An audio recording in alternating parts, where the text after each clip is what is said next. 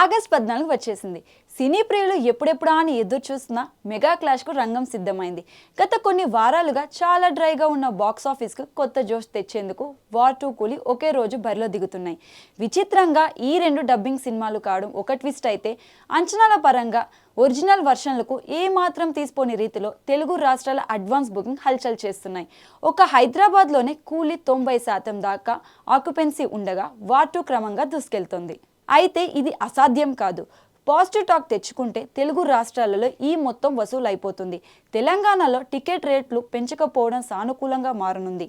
నిర్మాత కోణంలో కొంత రెవెన్యూ తగ్గే అవకాశాలు ఉన్నప్పటికీ ఫుట్ ఫాల్స్ ఎక్కువగా ఉంటాయి కాబట్టి స్లో అండ్ స్టడీ సూత్రంలో ఈజీగా టార్గెట్ అందుకోవచ్చు. కాకపోతే టాక్ కీలకం. ట్రెండ్స్ చూసుకుంటే కూలీ ఆధిపత్యం స్పష్టంగా కనిపిస్తుంది.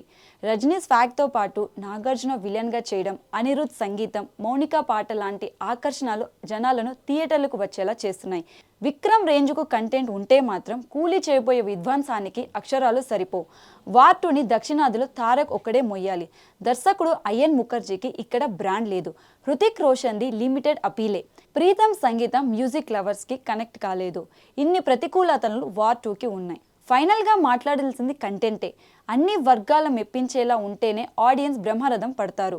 ఇప్పటిదాకా ఫ్లాపులు లేని దర్శకుడు లోకేష్ కనగరాజ్ పుణ్యమా అని కూలీ మీద ఉండాల్సిన హైప్ కన్నా చాలా ఎక్కువగా పెరిగిపోయింది. తమిళనాడులో కార్పొరేట్ సంస్థలు ఏకంగా సెలవులు ప్రకటించి మరీ తమ ఉద్యోగుల కోసం టికెట్లు కొంటోంది. చెన్నైలో మొదటి రోజు టికెట్ ముక్క లేదు.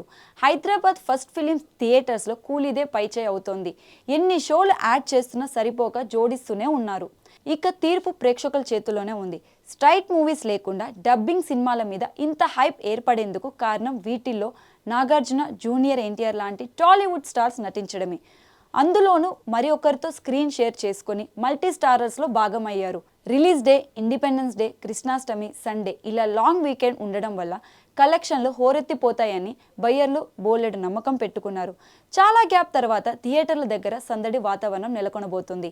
మరి 300 కోట్ల లక్ష్యాన్ని ఈ రెండు సినిమాలు ఎన్ని రోజుల్లో చేరుకుంటాయో చూడాలి.